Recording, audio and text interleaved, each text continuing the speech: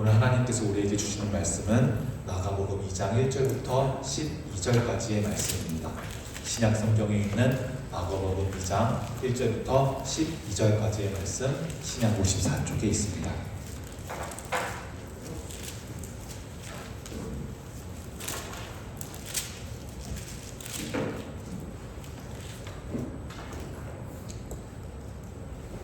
마가복음 2장 1절부터 12절까지의 말씀을 교독하겠습니다. 제가 먼저 읽겠습니다. 수일 후에 예수께서 다시 가버나움에 들어가시니 집에 계시다는 소문이 들린지라. 많은 사람이 모여서 문 앞까지도 들어설 자리가 없게 되었는데 예수께서 그들에게 뭐를 말씀하시더니 사람들이 한 중풍병자를 네 사람에게 메워 가지고 예수께로 올세. 무리들 때문에 예수에 데려갈 수 없으므로 그 계신 곳에 지붕을 뜯어 구멍을 내고 중풍병자가 누운 상을 갈아내리니 예수께서 그들의 믿음을 보시고 중풍병자에게 이르시되 작은 자야 내 죄 사함을 받았느니라 하시니 어떤 서기관들이 거기에 앉아서 마음에 생각하기를 이 사람이 어찌 이렇게 말하는가 신성모독이로다. 오직 하나님 한 분 외에는 누가 능히 죄를 사하겠느냐. 그들이 속으로 이렇게 생각하는 줄을 예수께서 그 중심에 아시고 이르시되 어찌하여 이것을 마음에 생각하느냐. 중풍병자에게 내 죄사함을 받았느니라 하는 말과 일어나 내 상을 가지고 걸어가라 하는 말 중에서 어느 것이 쉽겠느냐. 그러나 인자가 땅에서 죄를 사하는 권세가 있는 줄을 너희도 알게 하려 하노라 하시고 중풍병자에게 말씀하시되 내가 내게 이르노니 일어나 내 상을 가지고 집으로 가라 하시니 다 함께 그가 일어나 곧 상을 가지고 모든 사람 앞에서 나가거늘 그들이 다 놀라 하나님께 영광을 돌리며 이르되 우리가 이런 일을 도무지 보지 못하였다 하더라. 아멘. 물이 변하여서 포도주가 된 사건. 물고기 2마리와 떡 5개로 수많은 이들을 배부르게 먹인 사건. 해변가에서 잠시 헤어졌던 예수님이 풍랑 중에 물 위를 걸어서 배 위에 있는 제자들에게 오신 사건. 우리는 계속해서 성경 속에 기록된 예수님께서 베풀어 주셨던 기적을 만나고 있습니다. 예수님께서 지상에서 이루신 사역들을 우리는 크게 3가지로 구분합니다. 가르치시는 것, 전파하시는 것, 마지막으로는 치유하시는 것을 우리는 예수님의 3대 사역이라고 부르곤 합니다. 오늘 오후 찬양 예배 시간에는 처음으로 예수님께서 치유하신 기적 이야기를 보고자 합니다. 예수님께서 오늘 치유하신 사람은 풍에 걸린 사람입니다.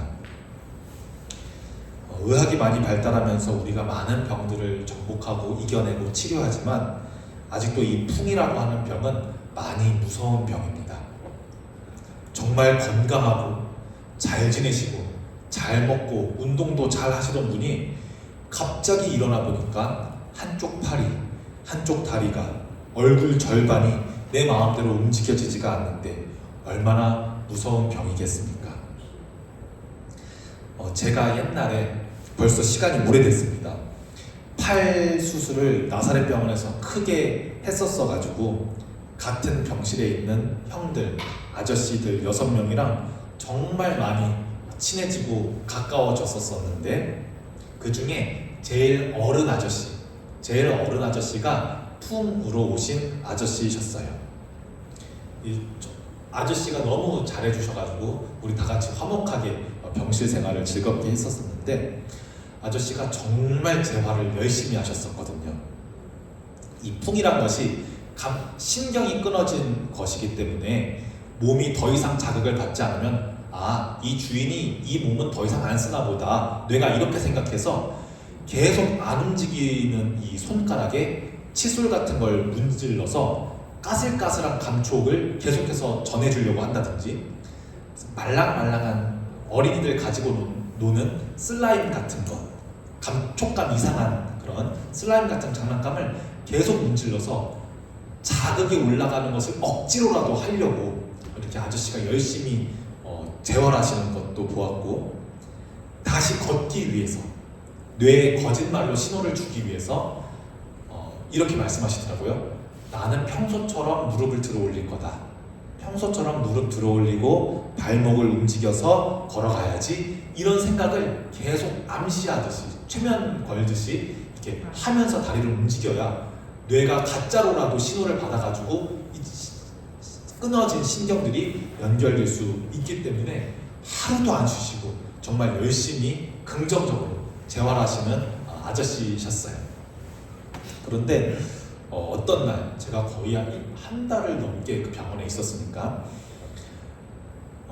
아내분이, 그러니까 사모님이 병문안을 다녀간 날 밤에 야, 아저씨가 재활이 너무 더디니까 일주일 전 모습하고 2주 전 모습하고 3주 전 모습하고 지금 모습이 너무 똑같으니까 재활의 더딤과 무서운 공포에 오랜 시간 계속 우시는데, 막 이제 제일 아저씨가 막 우니까 나머지 5명도 다 듣죠. 그거 들을 수밖에 없지요. 근데 평생 반쪽 몸으로 살지도 모른다는 그 두려움이, 얼마나 아저씨가 어른인 것처럼 이렇게 챙겨주시고 과일도 주시고 하시는 그런 아저씨였는데 얼마나 그 두려움이 크셨을까 생각하면 마음이 참 많이 무거웠었습니다.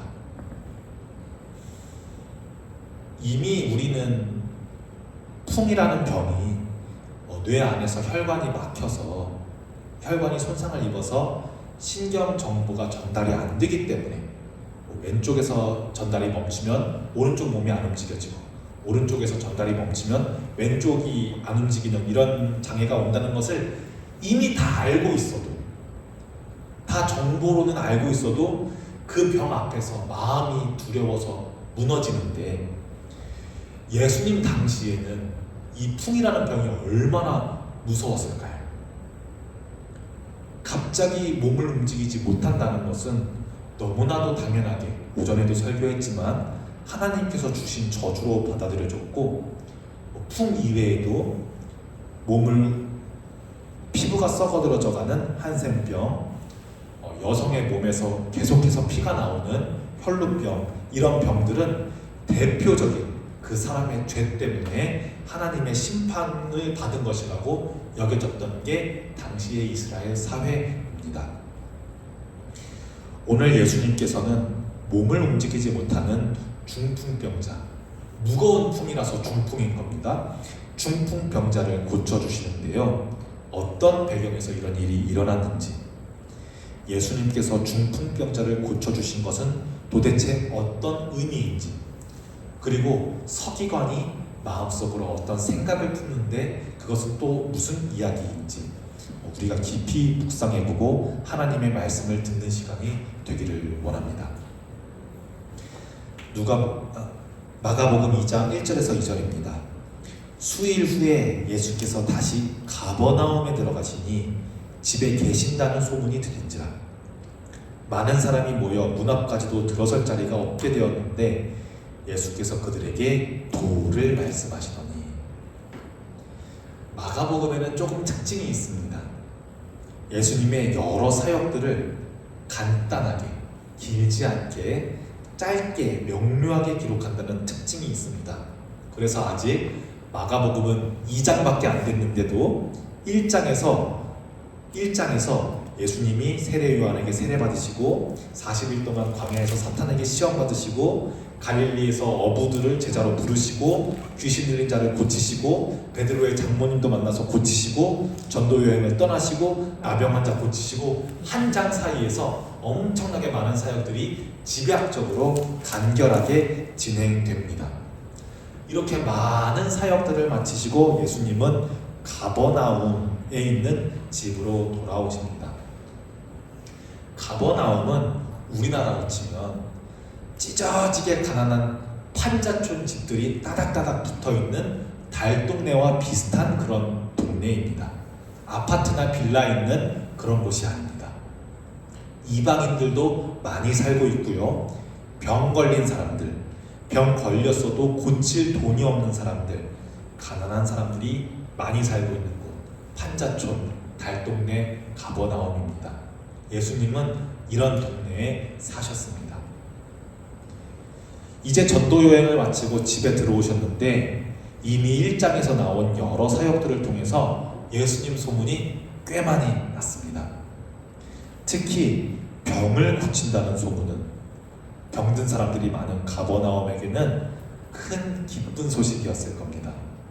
아마 우리 동네 사람이 저기 동네 가서 병을 고쳤다더라 하는 이 소식이 이 가버나움 사람들에게는 복음이었을 겁니다. 그래서 지금 우리가 본 것처럼 예수님 집과 그 근처는 아주 인산인해입니다. 사람들이 너무 많습니다. 오늘 주인공 중풍병자에게는 4명의 친구가 있었습니다. 집에 계신 예수님 주변으로 너무 많은 사람들이 있다 보니 이 몸을 움직일 수 없는 4 친구가 예수님을 만날 수가 없었습니다. 여러분, 중동의 집, 이스라엘 집 어떻게 생겼는지 아시나요? 우리나라에는 여름에는 비가 내리고 겨울에는 눈이 내리니까 지붕을 뾰족하게 지어야 합니다. 그래야 비가 오면 그 처마를 따라서 비가 떨어지고 쌓인 눈이 녹으면서 떨어지게 되니까요. 그런데 이스라엘을 비롯한 중동 국가의 지붕은 평평합니다. 뾰족하게 지을 필요가 없습니다. 눈도 안 오고 비도 안 오는데 뾰족하게 지을 필요가 없죠. 대신 굉장히 지붕이 평평하고 얇습니다. 두껍게 지을 필요가 없습니다. 왜냐하면 지붕의 역할, 그늘의 역할, 지붕이 그늘의 역할을 해야 하기 때문입니다. 그래서 여러분들 아마 뭐 영화나 드라마, 예수님 나오시는 영화나 드라마 보셨으면은 이따금씩 보셨을 수도 있는데요. 집 바깥쪽에 벽면에 계단을 만들어서 언제든 쉽게 벽에 쌓여 있는 먼지 같은 것들을 털어내고 지붕을 교체할 수 있게끔 굉장히 가늘고 간단하게 지붕을 만듭니다. 그런데 이 중풍병자는 참 좋은 친구들을 두었어요.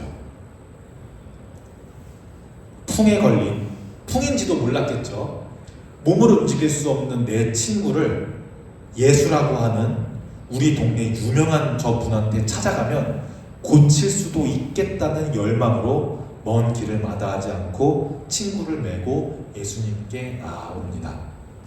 예수님이라면 내 친구, 얼마 동안 몸을 못 움직였는지 모르겠지만 몸을 움직이지 못하는 내 친구를 고쳐주실 것이라고 확신했기 때문입니다. 이때 이 친구들은 아는 것 아무것도 없습니다. 중풍의 원인, 뇌신경, 재활운동, 이 사람들은 아무것도 모릅니다. 뭐만 있었냐면 내 친구가 반드시 나았으면 좋겠다 하는 이 믿음밖에는, 저 예수님한테 나아가면 내 친구가 나을 수도 있겠다 하는 이 열망과 믿음 말고는 아무것도 없습니다. 그래서 지붕을 뜯어내서 천천히 침상에 있는 친구는 예수님 앞에 놓여지게 됩니다. 그런데 예수님께서 중풍병자야 일어나서 걸어라 이렇게 말씀하지 않으시고 이렇게 말씀하십니다. 5절을 같이 한번 읽어보겠습니다. 2장 5절입니다. 시작. 예수께서 그들의 믿음을 보시고 중풍병자에게 이르시되 작은 자야 내 죄 사함을 받았느니라 하시니.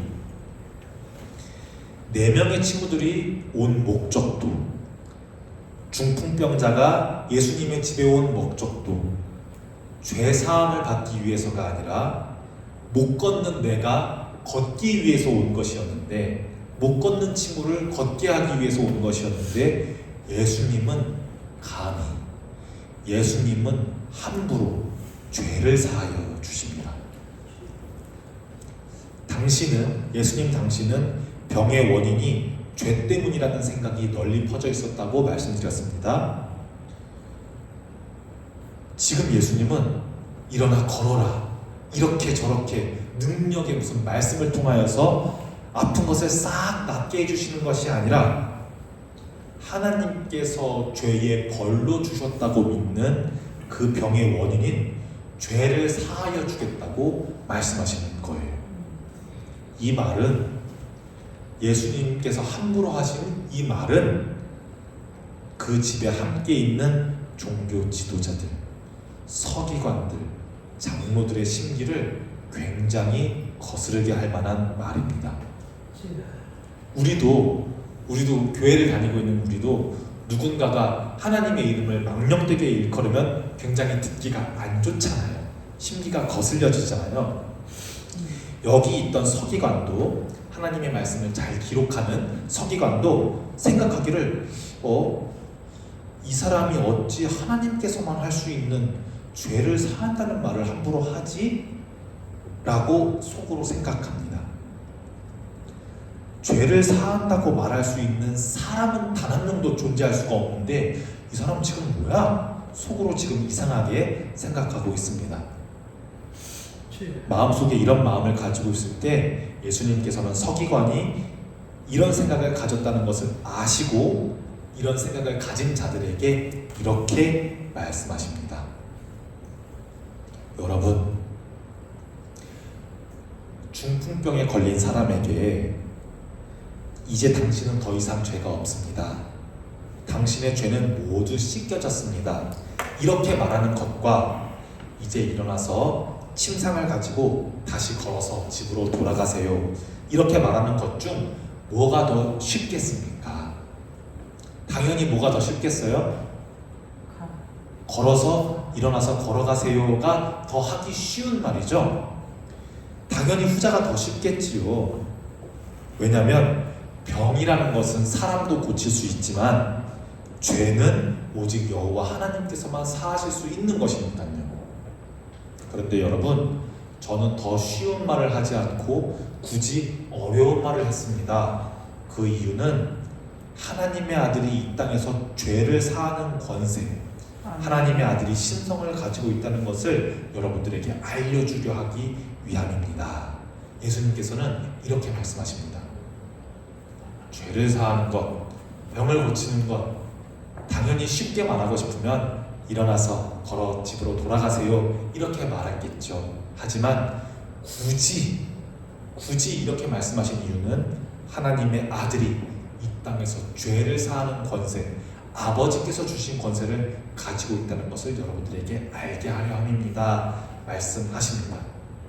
그리고 이번에는 예수님께서 죄를 사하여 준다고 말씀하시지 않으시고 서기관들 때문에 그렇게 말 안 하시고 침상을 들고 집으로 걸어가세요 라고 다시 두 번째 말씀하실 때는 들어서 상을 가지고 집으로 걸어가라고 말씀하십니다.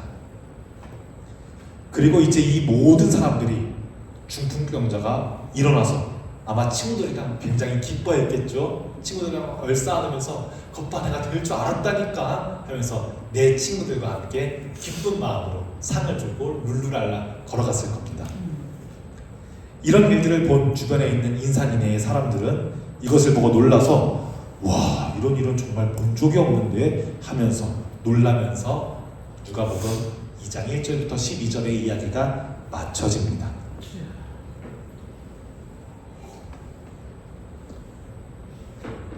저에게도 중풍병자가 가지고 있는 중풍처럼 여러 삶에서 해결해야 하는 문제들, 그런데 잘 풀리지 않는 문제들도 있고, 여러분들께서도 삶에서 해결해야 하는 문제들, 그러나 잘 풀리지 않는 문제들, 중풍병자가 걸린 풍과 같은 그런 문제들이 있는 줄로 압니다. 그런데 우리 본향의 식구들이 서로 오랜 동안 함께 신앙생활하면서 서로가 기도 제목을 나누면서 서로에 대해서 알고 공유하고 있는 기도 제목도 있겠지만 나만 알고 있는, 나와 하나님만 공유하고 있는 그런 기도 제목도 있을 겁니다. 사랑하는 아내도 남편도 모르고 가족들도 모르는 나와 하나님만 알고 있는 그런 무거운 기도 제목들이 있을 겁니다. 그런데 오늘 예수님의 말씀은 우리가 그렇게 크게 보는 문제들, 그렇게 무겁게 보는 문제들이 마치 별것 아닌 것처럼 말씀하십니다. 죄의 문제에서 죄사함과 중풍병을 고치는 두 문제 중에서 뭐가 더 쉽겠느냐 말씀하시는 것처럼요. 이 무거운 중풍병의 문제를 마치 별 문제가 아닌 것처럼 죄사하는 게 쉽겠어? 중풍병 고치는 게 쉽겠어? 이렇게 선생님이 학생에게 질문하듯이 말씀하십니다. 여러분, 그 무거운 문제들 너무 무겁게 보지 마십시오. 아멘. 그 무서운 문제들 너무 무섭게 보지 마십시오. 예수님 앞에서, 주님과의 신앙 앞에서 그것 별로 큰 문제 아닙니다. 아멘. 그렇게 무거운 문제 아닙니다. 우리의 죄를 사해 주시고 나아갈 수 없는 하나님께 나아가도록 늘 함께 해주시는데 그것이 무슨 그렇게 큰 문제입니까? 예수님께서 우리의 죄를 사하시고 우리와 늘 함께 해주시니 어떠한 문제 앞에서도 그것을 바라보는 것보다 주님을 바라보시며 나아가기를 축복합니다. 아멘. 기도합니다.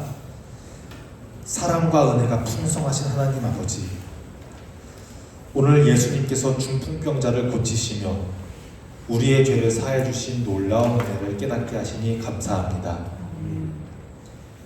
예수님께서 중풍병자의 친구들의 믿음을 보시고 기적을 베푸셨듯이 우리의 작은 믿음이라도 주님 앞에 드릴 때 역사하시는 놀라운 능력을 경험하게 하여 주옵소서. 아멘.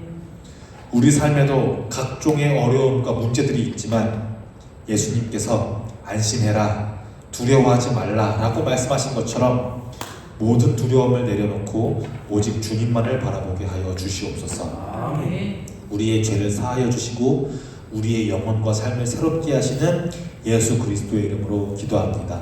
아멘. 아멘.